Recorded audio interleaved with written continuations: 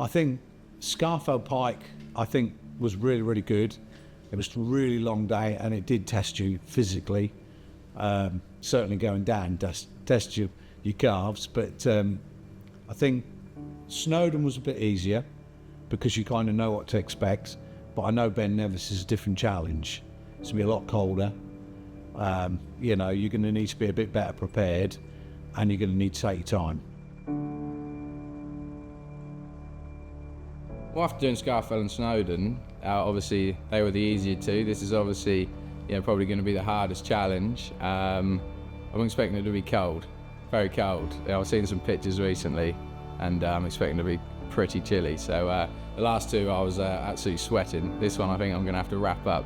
But no, I'm expecting it's going to be a bit of a challenge. But you know, take it head first, get into it. For me, on the last two, well, on Scarfell, the hardest part was the time. It was just so long. Obviously, we got lost and made it tricky. But the time, the length we were walking was a long time, and this is another long one.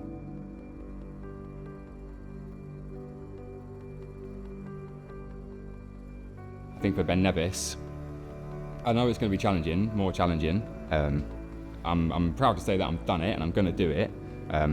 But maybe on the day I might be a little bit more of a less confident attitude, but we'll see.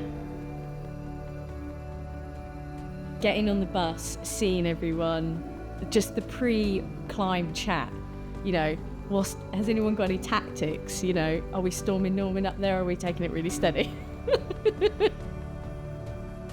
I think you've got to challenge yourself, and if you don't challenge yourself, how can you ask others to challenge? So actually, again, it's a bit of an ode to business. You know, we have to be setting the right example, doing the right things, and quite frankly, I love a challenge. You know, so why wouldn't I put my hat in the ring? I think it'll be tough, but you know, we'll all stick together and we'll get through it. It'll be good.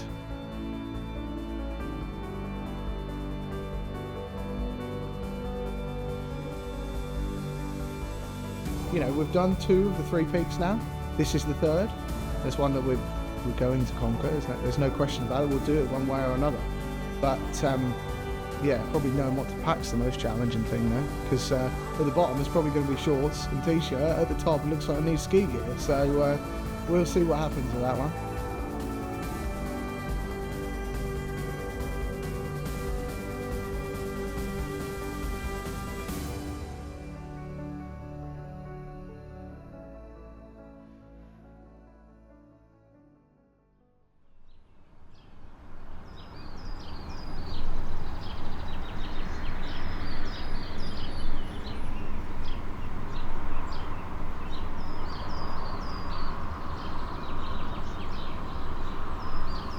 We're a smaller group of us going. I think it's definitely going to be a tighter sort of like more intimate sort of climb, I would say.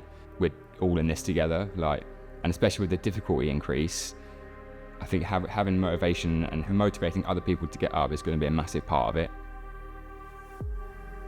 In my mind, failure is not an option. That's just how I live by in life. It is, as much as there's hard bits and easy bits of life, it's the same as a climb. You know, that climb of however many hours it takes us, we'll call it, let's say 10 hours, that is a very short section of what actually represents life.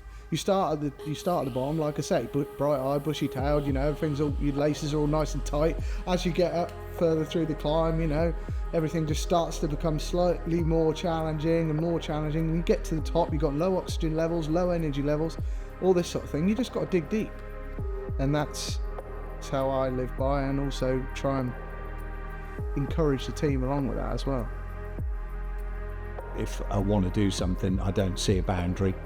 I don't see that you know, I'm not a can't do, I'm a can do. I've never been somebody you type it as a quitter or anything like that. I think if you say you're going to do something, I like to think I'm a man of my words, but I might be eating those words after this one. The hardest bits are probably when you can't see the top. For me, they're the bits. When you can see where you're going, it's all right. You've got it in your mind, that's where you're going. when you can't see the top, you're just climbing and you don't know where the destination is. And that's the hardest bit for me personally. You know, if someone else is struggling, you know, you put your hand out, you turn around and say, how are you doing? You all right, mate? So I think it's just knowing that you're not alone. Like, you've got teams, like you've got people around you. So it's just knowing that, I don't know, just bringing each other along. I just think we've come this far, we've got to do it. You know, we've got to keep pushing to the top. You're all vulnerable together, you know what I mean? It's like that, you know, you're all finding it hard, but, you know, you can, you know, it's I think, because if you struggle with mental health, like, sometimes you think you're the only one, but then when you see everybody else struggling with the mountain as well, it's like, oh, I'm not the only one, and then you realise, yeah. It's the bond between the people you work with, and you spend that time with them out of work, doing something that is hard, that everybody's struggling a little bit, but then everybody's trying to help each other. Yeah, that's what makes you do it. And yeah, I'm not expecting it to be easy, is what I would say.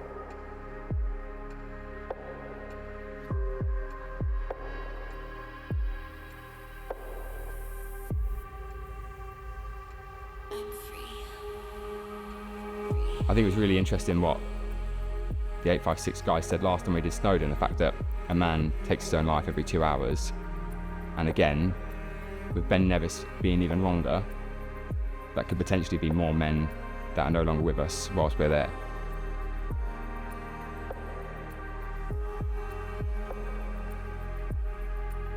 Ever since we've been working with 856, it's really opened all our eyes up to what a serious issue it really is. So that's why we continue to support 856. It's so important because construction, farming, all these careers that are around where we are all massively affected by the men's mental health side.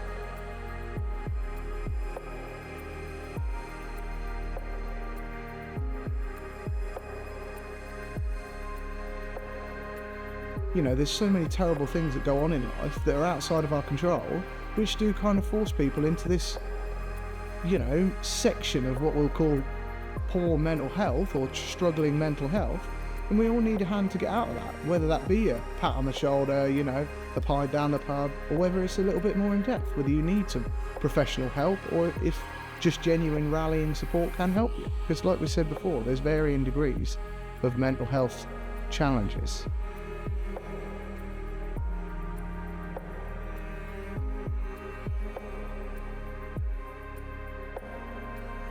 I think on some occasions it actually makes me a bit sad, but it fuels it. So knowing that someone is feeling that low or maybe feeling alone, and that they're using these events to just get out, socialise, prevent loneliness, you know, reduce the risk of their own mental health deteriorating. I think it makes me so sad, it makes me want to help even more. So it's just, yeah, sadness.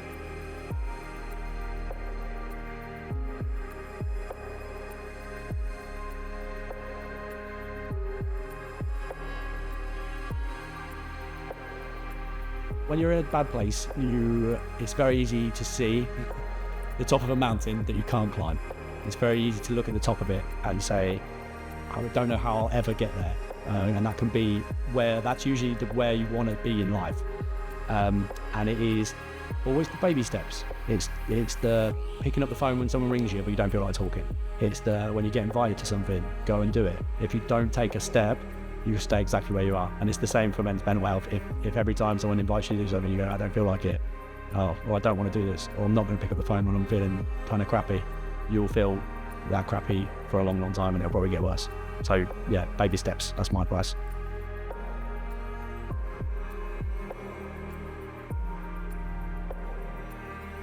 It's not really a feeling that you can describe. It's that feeling of success, really. You know, the last two climbs we've done, we have had bluebird weather. It's been absolutely gorgeous. So you're up there, you're getting baked by the sun, you know, all the photos and things, but then you also think, well, I need to get back to the bus because it's going to run out of time. But, you know, yeah, it's just a sense of elation, really. You do feel on top of the clouds because you physically are. When you get there, like, the sense of achievement and relief when you're finally at the top.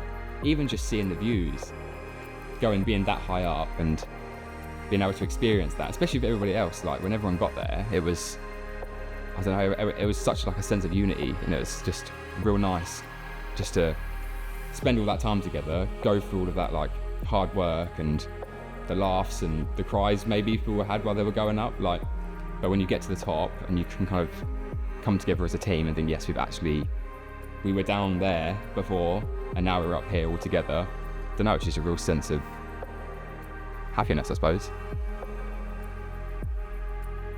Yeah, it's just a sense of achievement, really. You know, I think it's not just me getting there, it's everybody getting there, and I think we've been really lucky on all the climbs. We've got everybody to the top, which has been fantastic. But yeah, it's a sense of achievement, and I think it's a sense of, you know, almost putting the flag down and saying, yep, that's a challenge done, and, you know, let's move on to another one. Let's have another go. I think mental health is a big thing, you know, especially with men. You know, we have the demeanour that, you know, we're big men, you know, we can't talk about things. We all get upset, you know, we all cry. There's things in life that we don't want to talk about. There's things in life we do want to talk about. But I think it's just, you know, getting to the point where you see a friend, you can see they're not themselves, you know, put your arm around and just have a chat with them, really. See if there's anything you can do. There might be nothing you can do, but there might be something.